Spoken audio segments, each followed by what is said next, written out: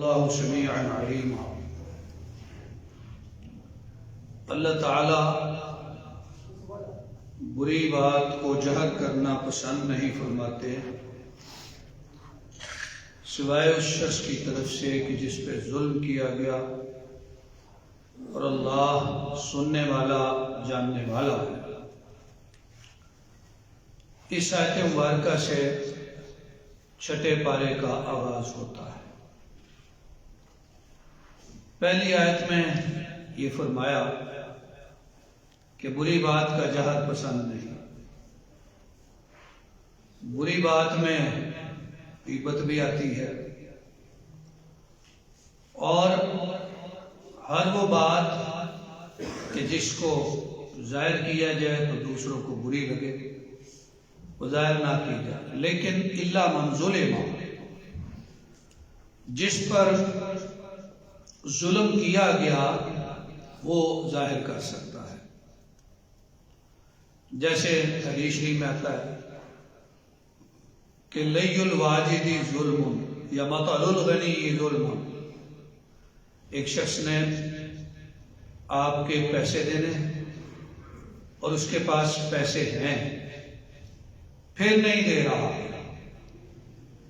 اگر نہ ہو تو یہ الگ بات ہے، اس کے پاس ہیں، اس کو غنی بھی کہا واجد بھی کہا، یعنی جس کے پاس پیسے موجود ہیں اور وہ غنی ہے، وہ آپ کے پیسے نہیں دے رہا، تو یہ ایسا ظلم ہے کہ جس کی وجہ سے اس کی بے عزتی کرنا اور اسے پکڑ کے بند کر دینا، قید کر دینا جائز ہے۔ یہ مطلب اس آیت مبارکہ سے ہی ماخوذ ہے۔ تو قرآن کریم نے اس سورت مبارکہ میں، جیسا کہ پیچھے سے چلی آتی ہے سورۃ النساء، اس میں عورتوں کے متعلق بعض احکام کا تفصیلاً ذکر کیا ہے، لیکن یہاں پہ عیسائیوں کے بارے میں کچھ باتیں آ گئی ہیں۔ مثلاً فرمایا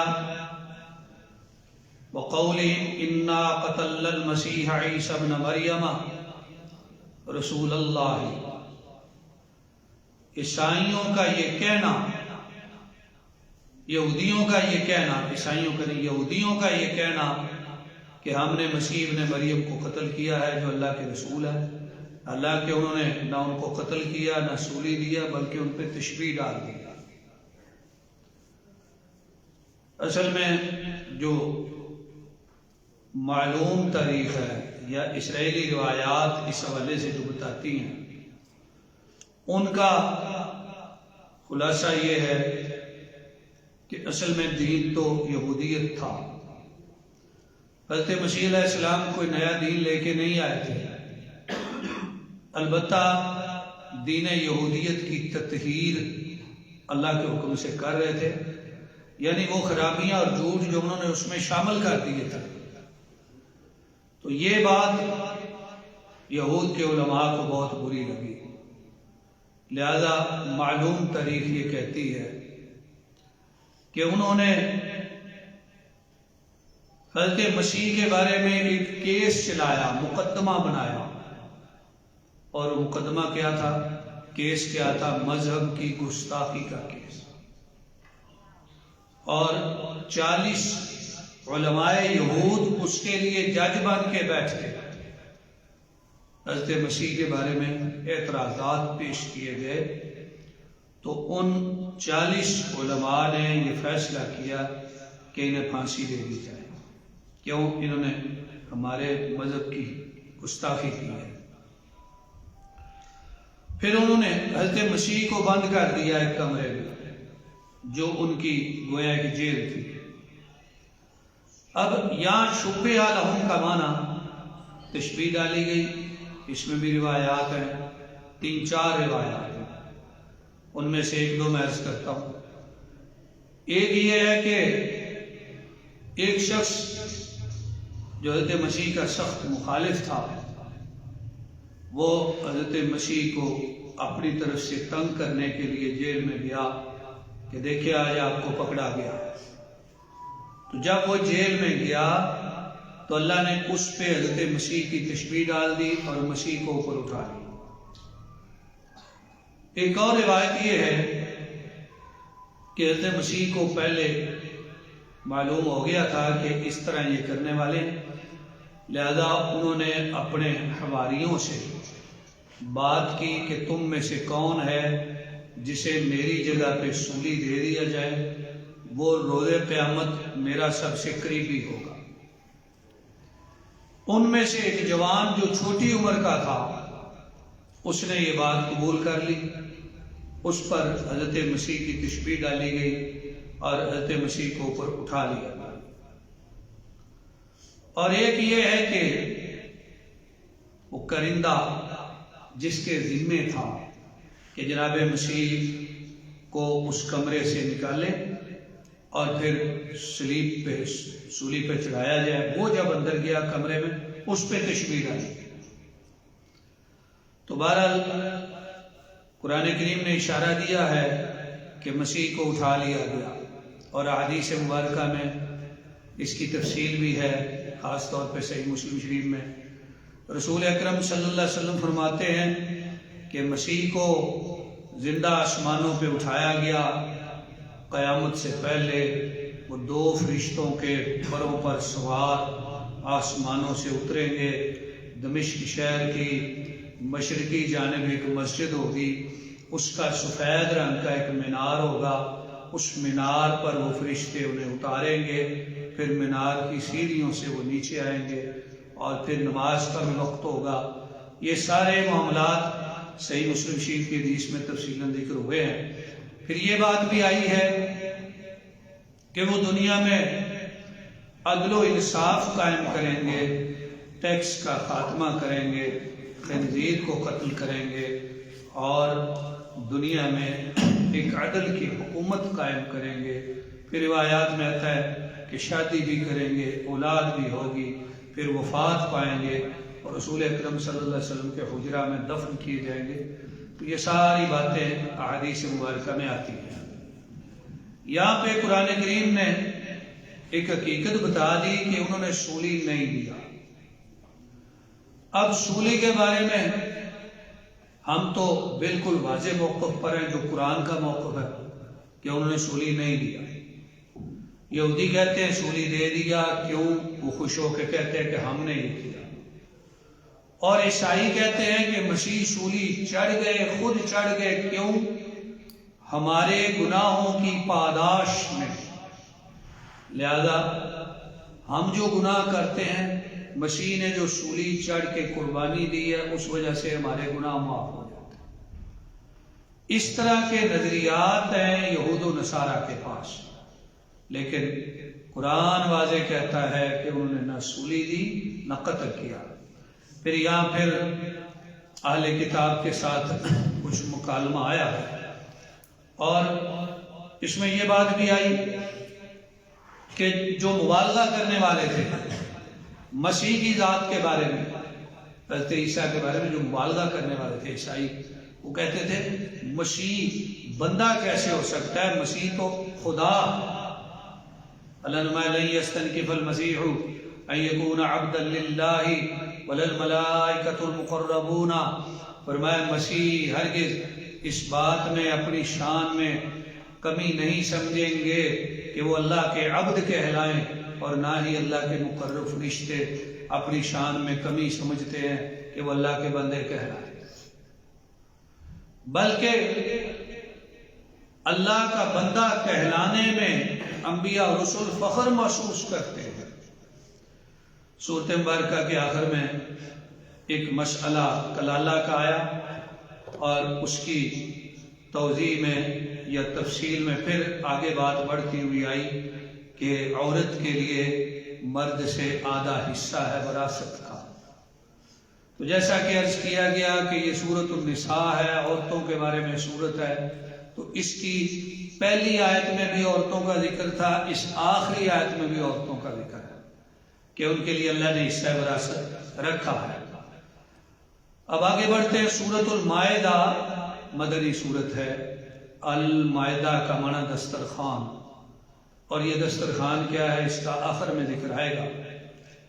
مدنی صورت ہے تو احساس ہوتا ہے کہ اس کا زمانہ نزول مدینہ کا آخری دور ہوگا یا اس سے کچھ پہلے کا، اس لیے کہ یہ بہت سے احکام شرع پر مشتمل ہے، احکام کی صورت ہے۔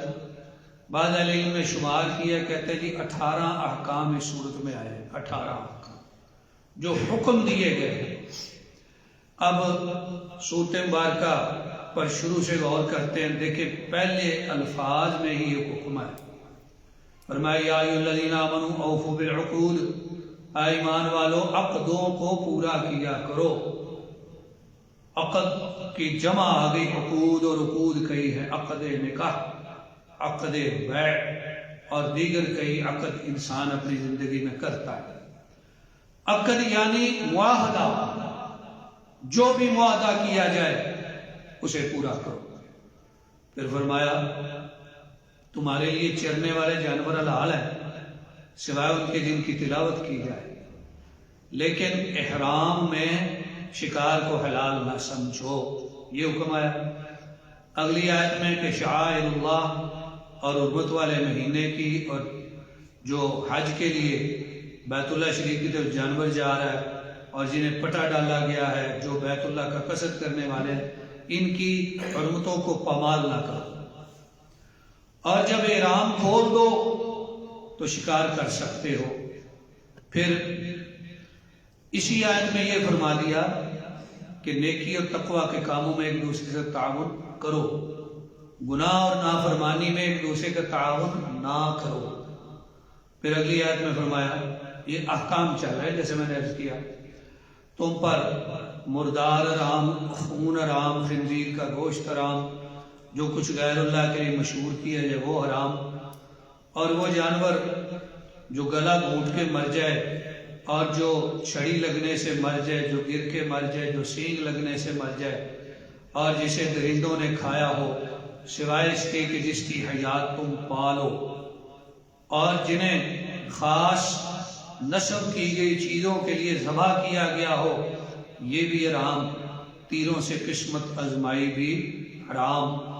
اور پھر اگلی آیات میں فرمایا کہ تمہارے لیے جو شکار کیا گیا جانور ہے، ایسے جانور کے ذریعے کہ جسے سکھایا گیا تھا اس کا کھانا حلال، اور اہل کتاب کا کھانا تمہارے لیے حلال، تمہارا کھانا ان کے لیے حلال، اہل کتاب کی پاک دامن عورتوں سے تمہارے لیے نکاح حلال۔ تو اس طرح اگلی آیت میں فرمایا جب نماز کے لیے اٹھو تو وضو کر لو، وضو کا حکم آ گیا، اور اگر جنابت کی حالت ہو تو پوری طہارت یعنی غسل کر لو، اور پھر آگے یہ آ گیا کہ اگر پانی نہ ہو تو تیمم کر لو۔ اس طرح آگے ایک آیت میں فرمایا کہ جب بھی گواہی دینی پڑے اللہ کے لیے انصاف کی گواہی دینے والے بن جاؤ۔ یہ سارے احکام ہیں۔ پھر اگلی آیات میں کچھ ذکر حضرت موسیٰ علیہ السلام کی قوم کا آیا، اور اس کے بعد حضرت آدم علیہ السلام کے دو بیٹوں کا واقعہ ذکر کیا گیا، حابیل اور قابیل۔ ان میں سے قابیل نے حابیل کو قتل کر دیا۔ یاد رکھنے کے لحاظ سے آسان بات یہ ہے کہ قابیل بھی قاف کے ساتھ ہے اور وہی قاتل ہے، جو قاف والا وہی قاتل ہے۔ یہ یاد رکھنے کے لیے آسان طریقہ ہے۔ بعض لوگوں کو شبہ لگ جاتا ہے، کہتے ہیں پتہ نہیں ان میں سے کس نے قتل کیا، جو قاف والا ہے وہ قاتل ہے، قابیل۔ تو یہ دنیا میں پہلا قتل ایک عورت کی وجہ سے ہوا، اور سورۃ البقرہ میں عرض کر چکا ہوں کہ عورت کی وجہ سے دنیا میں کئی دفعہ قتل ہوا، پہلا قتل بھی عورت کی وجہ سے ہوا۔ پھر آگے اللہ تعالیٰ نے اس واقعہ کی تفصیل کے بعد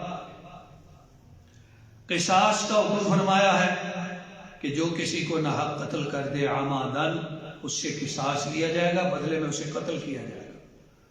پھر آگے اللہ تعالیٰ نے دہشت گردوں کی سزا ذکر فرمائی، فرمایا ان لوگوں کی سزا جو اللہ اور رسول سے لڑائی کرتے ہیں، زمین میں فساد مچانا چاہتے ہیں، ان کی سزا یہ ہے انہیں قتل کیا جائے یا سولی دی جائے یا ہاتھ اور پاؤں برخلاف کاٹے جائیں یا انہیں علاقے سے جلا وطن کر دیا جائے۔ فرمایا یہ ان کے لیے دنیا کی زندگی میں رسوائی ہے، جبکہ آخرت میں ان کے لیے بڑا عذاب ہوگا۔ تو دہشت گردوں کی جو سزا قرآن نے بیان فرمائی ہے، اگر یہ نافذ کر دی جائے تو حقیقت میں ملکوں میں امن و امان ہو جائے۔ ہوتا یہ ہے کہ دہشت گردوں کو وہ سزائیں نہیں دی جاتی جو شریعت نے مقرر کی ہیں۔ اگلے الفاظ میں اللہ تعالیٰ نے چور اور چورنی کے ہاتھ کاٹنے کا حکم دیا، یعنی جہاں دہشت گردوں کی سزائیں ہیں وہاں چوروں کی بھی سزائیں ہیں، اگر نافذ کی جائیں تو چوری کا سدے باب ہو جائے۔ پھر اس دوران اللہ نما ایمان والو اللہ سے ڈرو اور اس کے سامنے وسیلہ تلاش کرو۔ تو وسیلہ کا معنی نیک عمل کا ایسا ذریعہ جو راہ نجات بن جائے۔ محض لفظ وسیلہ کے استعمال سے یا بولنے سے وسیلے کا رد اور انکار درست نہیں۔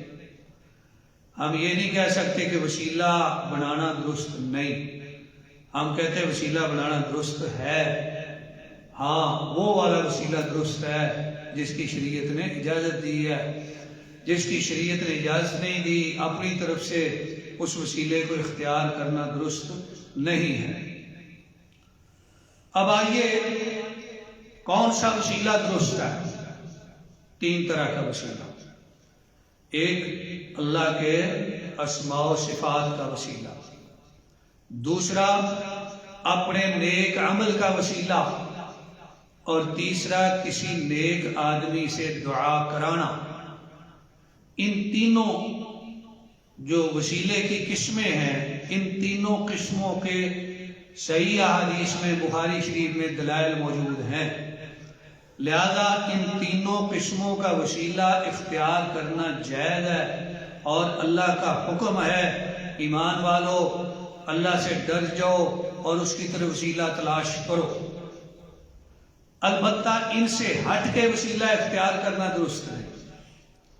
خاص طور پہ جو وسیلہ ہمارے یہاں مشہور ہو گیا کہ یا اللہ فلاں فلاں بزرگوں کی محنتوں کے تو فعل ہمیں بخش دے، یعنی محنتیں بزرگوں نے کی ہیں، وہ دنیا سے جا چکے ہیں، ان کی وجہ سے اس کو بخش دیا جائے، اس کی کوئی دلیل کتاب و سنت میں نہیں ہے۔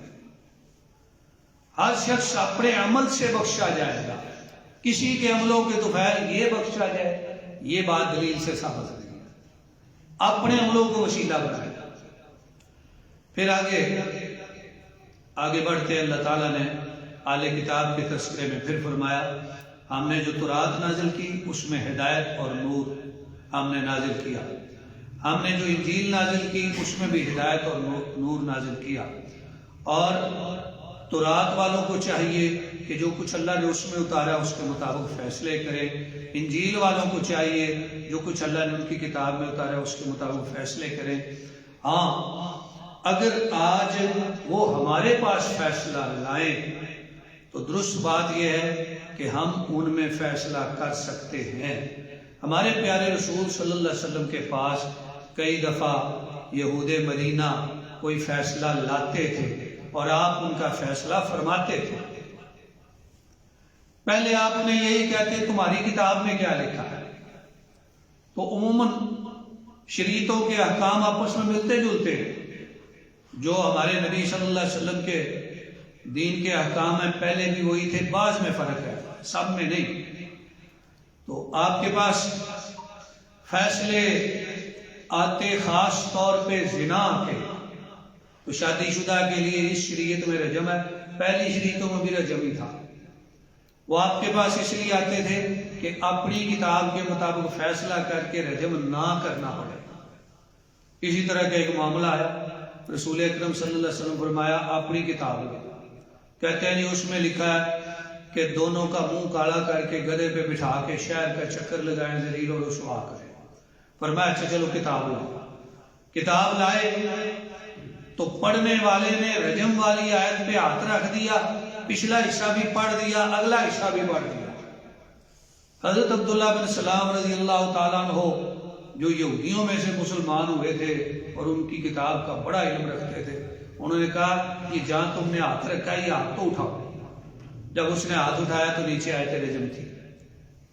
اس لیے فرمایا اگر آپ کے پاس فیصلہ لائیں تو آپ اللہ کے دین کے مطابق فیصلہ کر دیں، یا یہود و نصارہ کی ہی غلط روش کی ممانعت کرتے ہوئے اہل ایمان کو ایک ہدایت دے دی۔ اللہ تعالیٰ نے یہ فرمایا کہ اپنے دین کو مذاق نہ بناؤ، اور جس مجلس میں دین کا مذاق اڑایا جا رہا ہو اس مجلس میں نہ بیٹھو۔ یہ حکم ہمارے لیے بھی ہے۔ فرمایا اس مجلس سے اٹھ جاؤ، اگر نہ اٹھو گے تو تم بھی اللہ کے ہاں دین کا مذاق اڑانے والوں میں شمار کیے جاؤ گے، اگرچہ تم حصہ نہیں لے گئے، مجلس میں تو بیٹھے ہو۔ لہذا ایسی مجالس جو دین کے خلاف ہیں یا جہاں دین کا مذاق اڑایا جا رہا ہے وہاں سے اٹھ جانا چاہیے۔ تو بات پارے کے آخر میں پھر لوٹ رہی ہے اہل کتاب کی طرف اور یا مسیحیوں کی طرف، عیسائیوں کی طرف۔ فرمایا وہ لوگ کافر ہو گئے جنہوں نے کہا کہ مسیح ابن مریم جو ہے وہ اللہ ہے۔ کیوں؟ اس لیے کہ مسیح نے تو کہا تھا بنی اسرائیل اللہ کی عبادت کرو جو میرا بھی رب ہے تمہارا بھی رب ہے، اور اللہ کے ساتھ شرک نہ کرو۔ پھر فرمایا کہ ان لوگوں نے بھی کفر کیا جنہوں نے کہا اللہ تین میں سے تیسرا ہے، اور اس سے اگلی آیت میں بات سمجھائی۔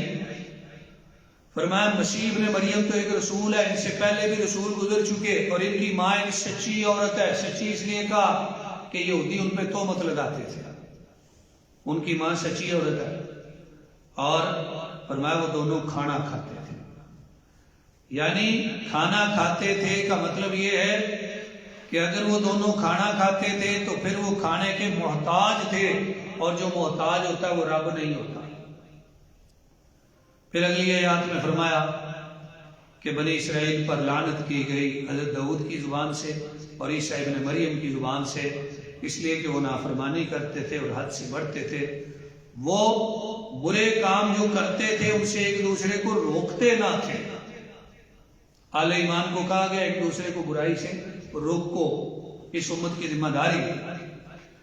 تو اس پارے کی آخری آیت میں وہ بات چونکہ چل رہی عیسائیوں کی، جیسے میں نے عرض کیا، فرمایا آپ اے نبی صلی اللہ علیہ وسلم مسلمانوں کی عداوت میں سب سے زیادہ سخت یہودیوں کو اور مشرکوں کو پائیں گے، یعنی ادیان عالم میں سے، دوسرے ادیان اور مذاہب میں سے، اور نسبتاً اہل ایمان کے اگر قریب پائیں گے تو آپ عیسائیوں کو پائیں گے۔ کیوں؟ اس لیے کہ ان میں کچھ علماء ہیں، کچھ پادری ہیں، اور اس کی ایک وجہ یہ ہے کہ یہ تکبر نہیں کرتے۔ عیسائیوں میں تکبر کم پایا جاتا ہے، اور پھر عیسائیوں کی ہی بات چل رہی ہے کہ ان کے اندر مزید کیا صفت ہے، تو ان کی جو مزید صفت جو ابھی چل رہی ہے اس کا بیان انشاءاللہ 7ویں پارے سے کل شروع ہوگا۔ یہاں پہ پہنچ کے 6واں پارہ ختم ہوا۔ اللہ تعالیٰ سے دعا ہے اللہ تعالیٰ اپنی پاک کتاب کو سمجھنے اور اس پر عمل کرنے کی توفیق عطا فرمائے، آمین۔ وآخر دعوانا ان الحمد للہ رب العالمین۔